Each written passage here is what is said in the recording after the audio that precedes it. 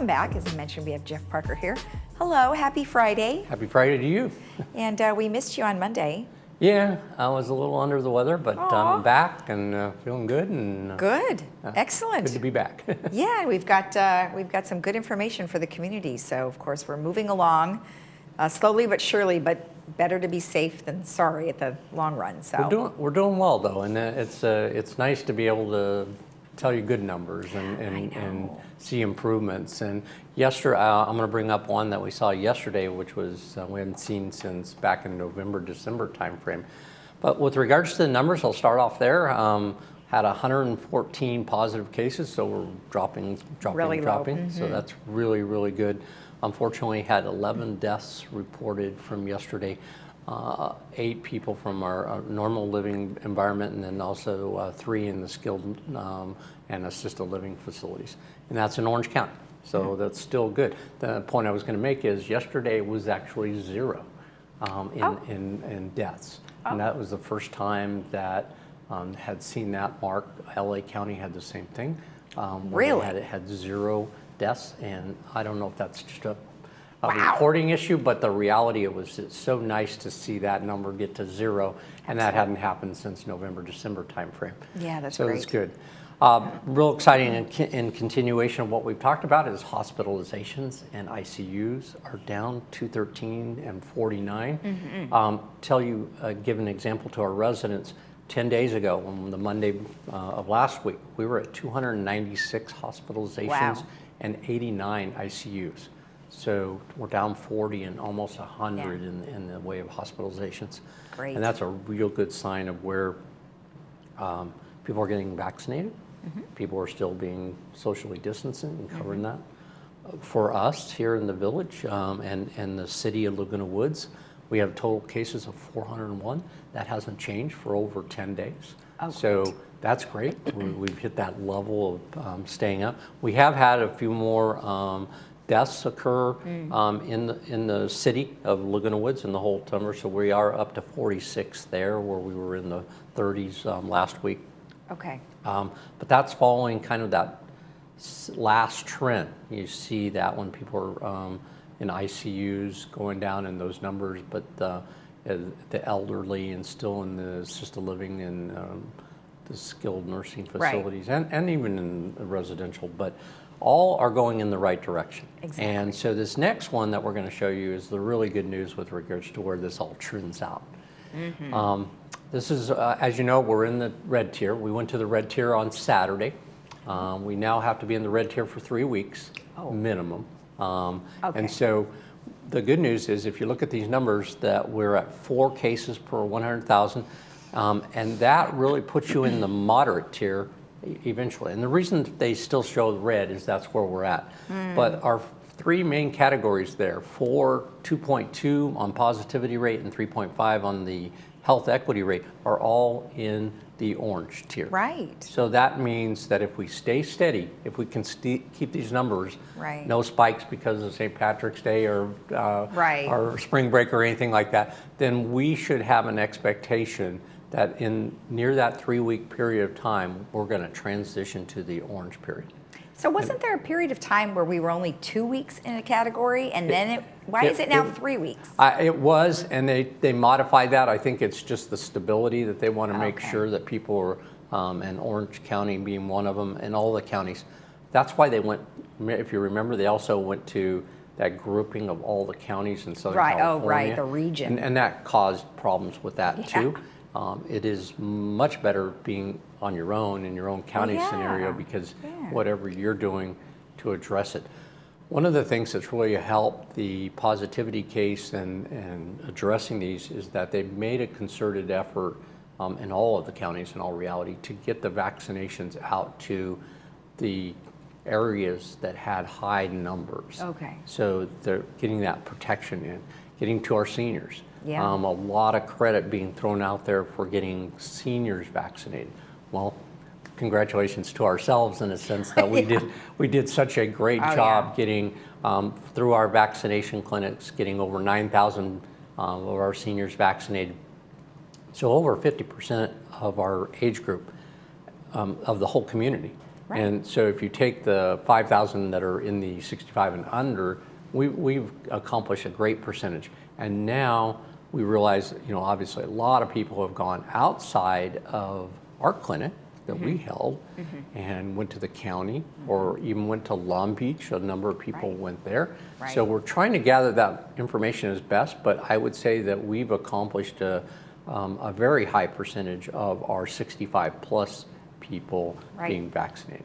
Now, the interesting thing that I am hearing across the United States is, okay, so you're mentioning Orange County having these great numbers of vaccinations. But then you wonder, okay, is Los Angeles doing the same thing? Are they as organized as Orange County officials are to get this going? And then I talk to relatives who live in other states. Texas is super far behind. Yeah, it seems like California is doing pretty well with the vaccinations and getting the numbers and getting people out. And I think they went to a new model that really trying to focus on the high risk areas. And high risk mean the people that need it the most, seniors, disadvantaged communities and stuff like that. And so that seems to be working. And I think they're going to continue to do that.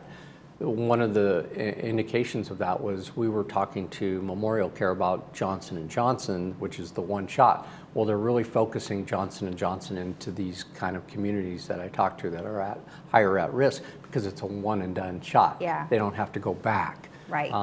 If they have a more scheduled program, kind of like we did with our vaccination clinics, then it works out okay to have the Moderna or Pfizer, which is a second shot necessary. Right, and I understand that the distribution pods have now moved to a drive-through situation, so now they're able to get a lot more people running through the system. You don't have to get out of your car. You literally just have the shot. You go to a waiting area just like you did before, but now you're in your car and then you're released.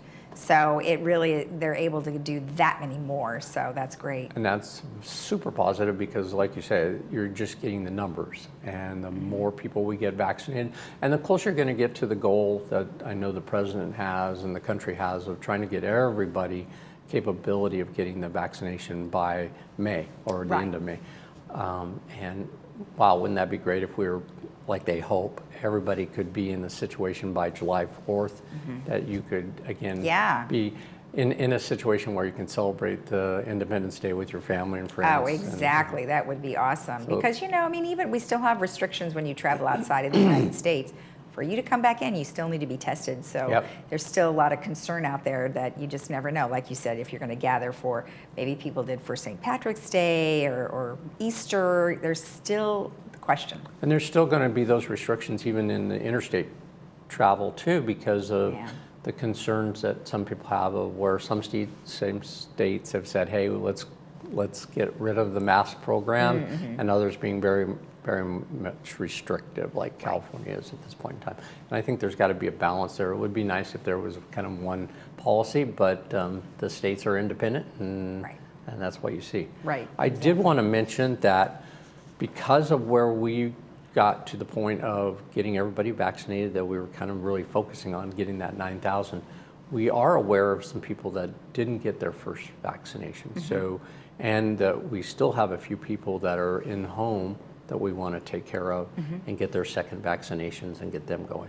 Okay. So we are doing what we'll call a follow-up clinic, and then we're going to do that next weekend, next Friday, on the 26th. Okay. It's going to be from 10 to 12, as tentatively scheduled right now. We're putting a list together. We've been asking people to email us at info@LagunaWoodsVillage.com. Right.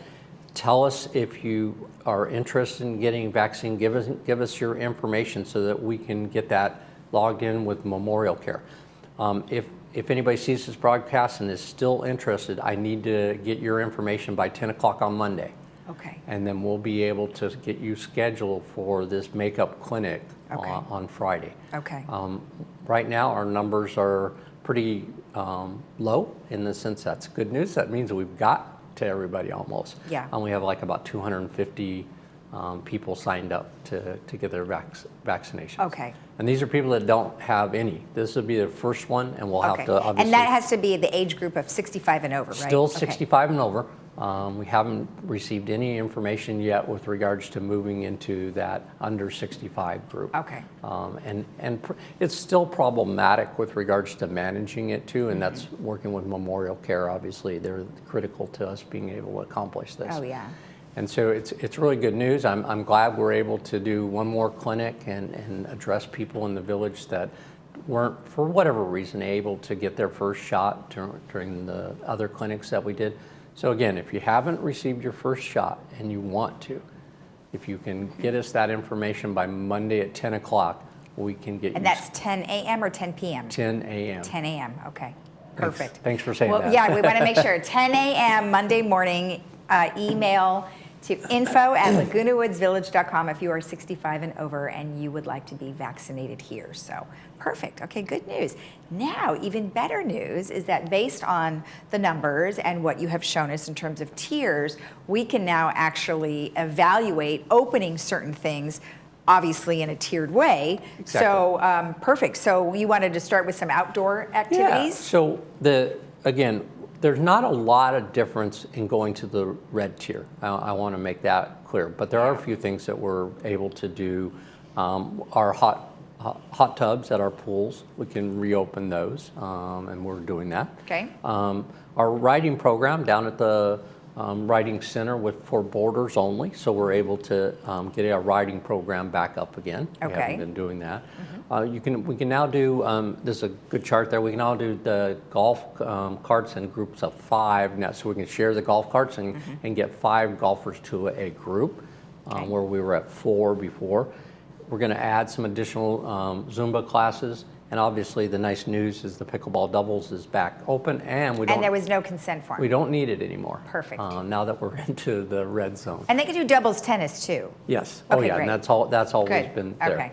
So the real exciting news is, like I said, I think in 3 weeks, approximately 3 weeks, we're going to be able to go to the orange tier if we stay with our PAT, and that's going to allow us to start evaluating how we can open up some other facilities, including looking at arts and crafts over at Clubhouse 4, which has been one of the topics that we've heard a lot of people. When are we going to be able to get back in there?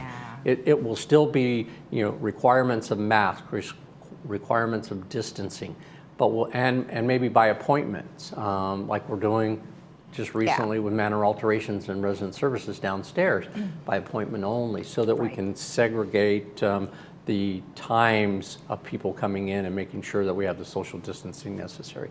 But a lot of activities there that we're excited about being able to get into operations starting with in April with the orange tier.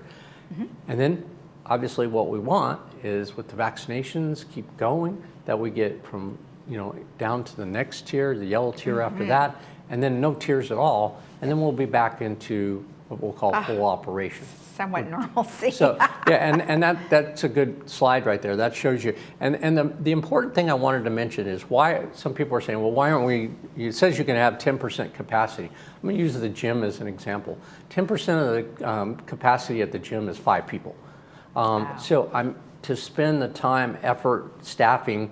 We're going to continue to do the outside gym, but once we go to the orange tier where we can do 25% capacity, then the economics of bringing staff and making sure that we have everything secure, have everything wiped down, all those regulations that we have along with it, we can do that with the orange tier. We're not going to do that as yet with the red tier. Well, that makes sense. And then obviously when we get into the yellow tier at 50% capacity, then one of the things that Brian's doing in recreation right now is we're getting a survey out to all our clubs to find out what's their status, where are they at, how's their membership doing, what do they want to do when they come back, because it very likely could be that some of them will be on limited usage. The Bridge Club, for instance, because of how they sit, how they distance. Gosh, and they always have 4 people at a table, and that's close. All of those things are going to be in their plan.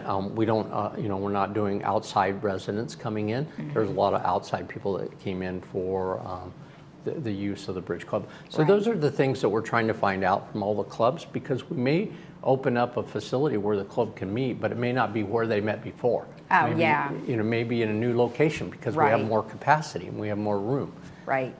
So all those things are being taken into consideration right now, and we're gathering that information so that we can be ready to lay this stuff out come April.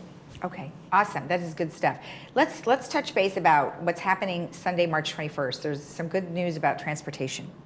So the transportation is opening up a little bit different than it was before. Right. So we on that the Sunday transportation to get more capacity to people wanting to go to church services and stuff like that. So we're opening that program back up. Great. We had that closed for a while, but we're gearing that back up. So No, that's good. So the Boost program and also the Lyft rideshare will be activated starting this Sunday. Right. So they can call all the same numbers that they were doing before to be able to find that information. So that's awesome. and that's going to provide just more capabilities for people to get out and about and doing their thing. Absolutely. That is just great news. Well, thank you so much for all the great information. And then, as you and I talked before, we will have a half an hour, hopefully early next week, to discuss all of the openings and be a little bit more clear. And we'll have slides for everybody so they can see what's going on. I look forward to it. All Thank right. you. Have a great weekend. You too. All right. Thank you. And remember, if you would like to be vaccinated right here in the village, we do need you to please send an email to info@lagunawoodsvillage.com if you are 65 and over.